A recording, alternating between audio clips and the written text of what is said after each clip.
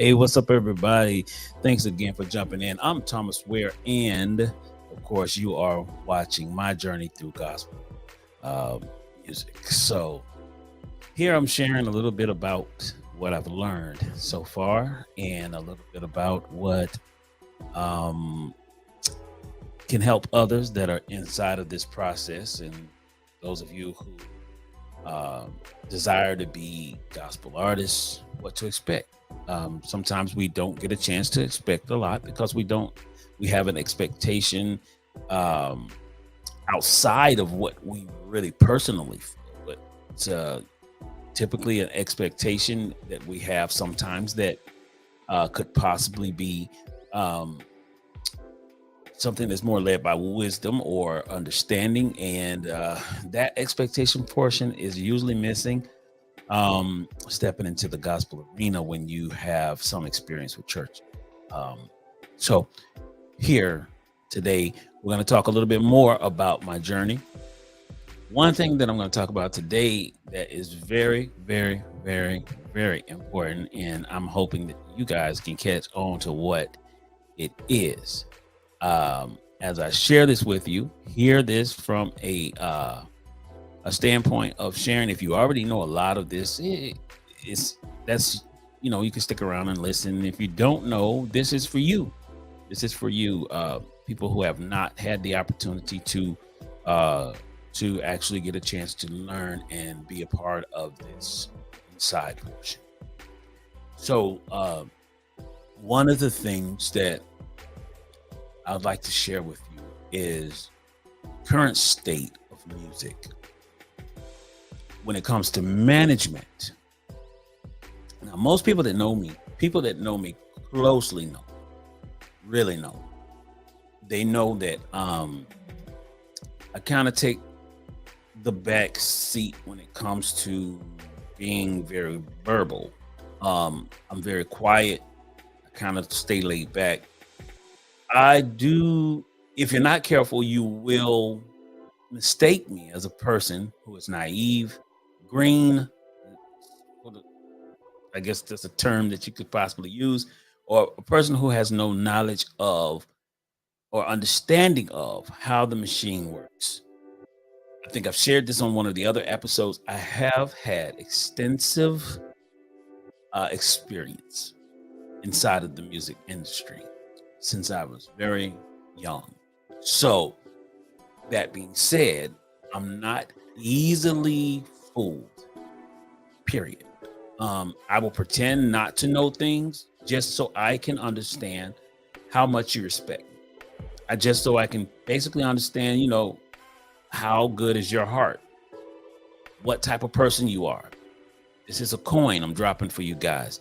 It's better for you to go in and pretend that you don't know a lot instead of going in and trying to show everyone what you know. You will learn very quickly who you can trust. You will learn who has integrity. You will learn very fast what type of people you're dealing with if you allow these people to talk, allow them to share, allow them to feel comfortable in your presence. It's very important. I'm telling you now, this is probably one of the best things you could possibly do when it comes to your your particular mannerism in the way that you're going to handle your business in this game. Trust me when I tell you that. So, having said that, let me just say I've ran into some characters that claim to be managers. Um, One thing you do not do. I had a manager ask me to send money so they can handle certain things in management. Listen, that if that person says that they are a manager, do not understand what I'm saying. Do not any reason pay money for a person to manage you. Do not do it. I learned, I've known that since I don't teenager. Do not do it. Why? Because managers get paid off of the work that they do. What does that mean exactly? I'm going to tell you. If a manager is, if a manager is, uh, uh if they book you for shows, they get paid a percentage off of the shows that they book for you. So that means you get paid. Uh, and then that manager gets paid a percentage out of what you get paid. Um, when it comes to management and their payment, let me explain that a bit. Most times, a management contract could fall in these terms. It's 20% of what your asking price is for booking. Now, what does that do in relation to management? It pays them for the hard work, because when you're a new artist coming in, it it takes a lot of work to break you. It takes a lot of work to get you out there inside of the arena, so that you want to be in, that you want to be working in. So basically, you're working through their contract, their contacts, and things like that. So 20% within a certain time frame, 20% should adjust to at least 15%. 15% for an artist that has now established a name, because now it's not going to be as hard for them to book you anymore, because your name is getting out there. So now they don't do as much work, so it drops to 15%. As you become a more seasoned artist and you've been out for quite some time, that amount can drop to 10%. It should not keep going up, it should drop. So 10% should be the bottom line where you stop. Out of respect for the manager, 10% of the portion goes to them. Now, be very careful with management contracts. Old school management contracts used to include records as well. So if they are your manager when you release your record, those managers can also have a cut into record sales. They can have a cut into your record sales, and even after they've stopped managing you, that can go on in the form of residuals if you are not careful with how you word the contract. So be very careful with the contract, so that your contract covers you. Remember that you are the artist. Make sure that the contract covers you and not everybody else. You make sure, make sure that you have yourself covered in your work. Because if you do not have yourself covered, they will make sure that they are covered, and they're pretty much going to make sure they get as much as they can get out of you as an artist. The name of their goal is not to work forever. So they're going to try to take as much as they can take. You better take care of yourself and make sure that you have proper representation if you don't understand contracts. So now, with that being said, we have to be very clear and very careful with dealing with managers that ask for money up front. Typically, this is going to be a crook, because all managers know that they don't get money up front. If you're not getting paid, why pay them? This is this. If there's no business, then why pay a person to run something that doesn't exist? You're a manager. You're paid to manage my business, manage my business affairs when it comes to bookings and things of that nature. So, and even when it comes to meeting at the table, record labels, managers play a big role as well. Now that we shared that portion, I'll go further. So, I've had managers, man, they ask for money, and I kind of just, at first, what I do is, I would say, I'm gonna get back to you. I got to get back to you. So I kind of drag along. And the reason why I do that is because I really want you to get upset. And I want you to finally say what you really are trying to say, that you really just need money, or you want the money. Eventually, I'm going to explain to you what your job is. And that is usually the line draw, like most people want you to be naive and they want you to play stupid. You know what I'm saying? They want you to be stupid, not play stupid. They want you to be stupid. So where you basically put yourself out there and they take everything that you have. Unfortunately, in my case, um, I'm not that person. So, I will play the role of the quiet one until it's time for me to say what I want to say. Um, a lot of people take that for weakness at first, but then they understand that it's not a weakness. It's really a strength. So that's first phase of management, man. And I've seen some managers, God knows. They'll tell you that they'll get you on this show, they'll get you on that show, they'll get you on this stage, on that stage. And listen, if you start paying people to get you on stages, to get you in concerts, that is one of the worst things you could possibly do. Man, let me tell you, I'll get back to that in just a moment. Let's talk about another area of music. PR. People, everyone says the PR, they want a PR person, a PR person. That is a waste of money, a waste of time, and a waste of money. And the truth is that most PR people are not doing anything. They are not doing a thing. So you'll pay them and it'll mess up. Now I made the mistake of getting a PR person, and then it wasn't until later that I realized to myself, I said, wait a minute, what am I paying you for? If you're not, if PR is for press, to get into press, magazines, things of that nature, gospel interviews on different maybe stations and different things like that. If you're not getting those type of things set up through a PR person, then that PR person is not, it's basically worthless for you as a business. It's worthless. So don't spend your money in that area. Something that I actually made a mistake in at first. This is on another level. As I went to another level, I began to say, I heard people say you need a PR person. Then I started realizing, why do you need a PR person? Let me tell you something. PR is almost like one of those areas that begins to fade away unless you have, like, you're on a certain level that you need. I would say not gospel, but secular artists probably need PR more than anything because they have platforms that require it. Like, Daily Show, the night shows and things like that, the bigger things and that you probably would not land on just as a gospel artist coming in. So PR, scratch that off your list. You don't need it. I will tell you what you need. You really need presence.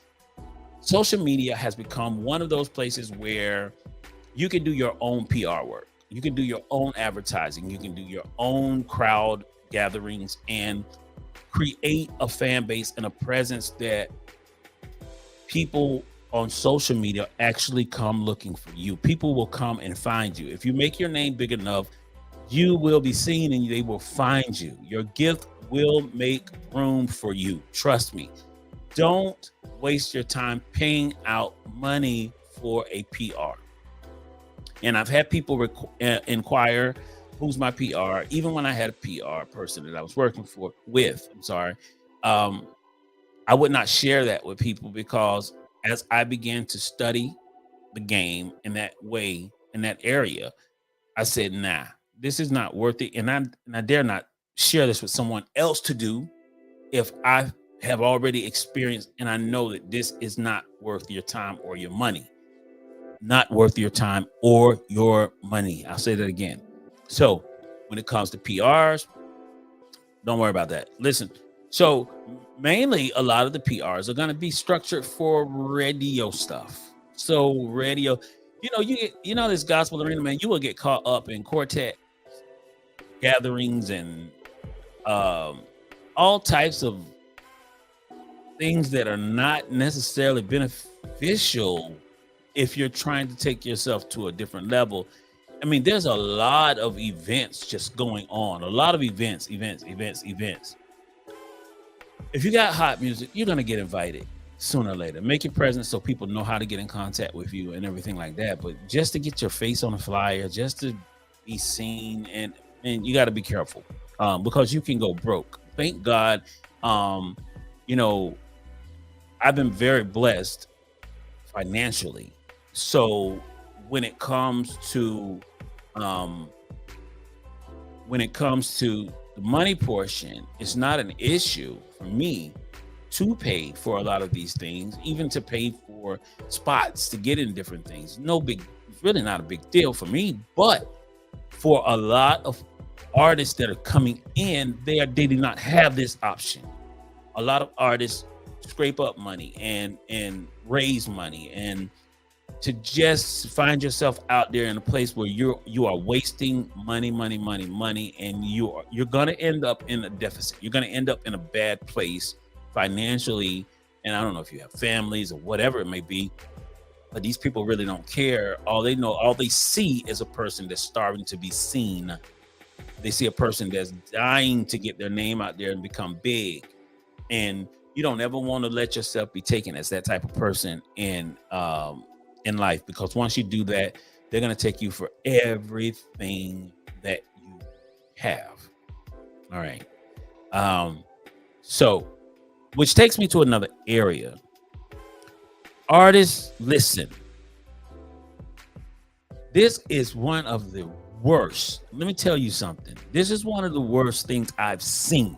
Now, in the secular world, I've saw concerts all the time where we would perform, headline artists will perform, and then the artists that have no money, they're just local artists trying to let their music be heard, they have to pay to go on and open before we come out.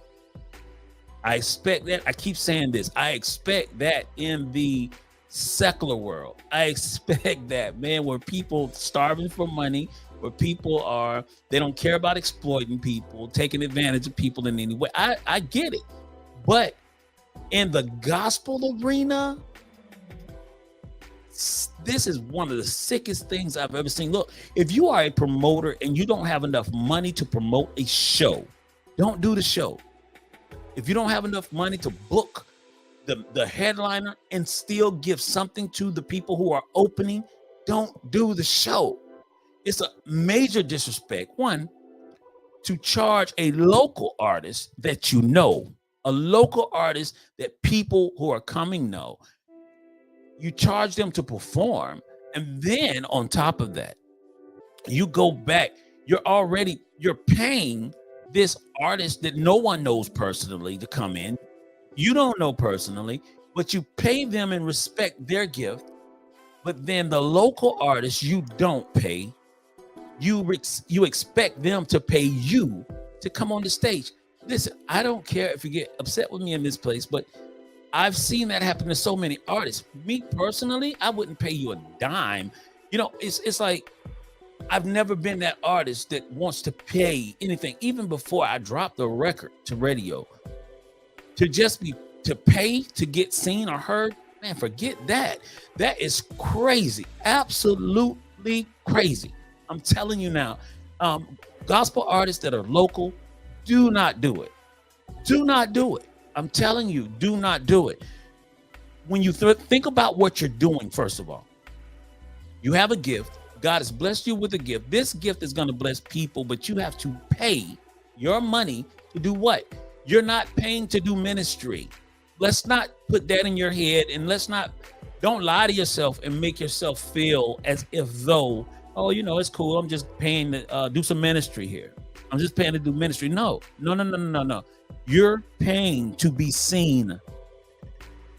And God showed me something, man, that we have to be careful with. What we have to be careful with is that, man, if God is not first, then what comes first is your flesh and the need to provide your flesh with what's necessary to keep it pleased. And that is the building of its own pride, the building of pride. And so when you pay so people can see you, When you pay so people can hear you saying, you're not doing, that's not ministry. You're paying to build up an image so your pride is built up. So be careful with this. This is really a dangerous area to mess around in, because if you start spending money to be seen, people are going to know it. They're going to share with their friends. Oh, this person has money. This person has money. And they're going to take advantage of you. You don't want to do that. Don't do that. Wait. Keep pressing. Keep putting your music out there. Keep working and wait. Wait for the time. God has an appointed time for your ministry. Wait for it. Don't pay to be heard.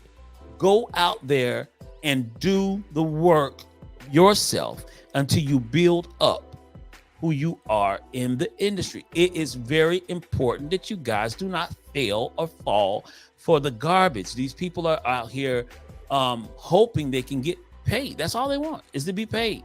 They just want to get paid. They, these different promoters and things of that nature, they're looking at the bottom line of making money off of you. They have the same secular mindset as secular venues. They don't care anything about its gospel. They don't care anything about your career that you're trying to build. They don't care anything that you don't have. They don't.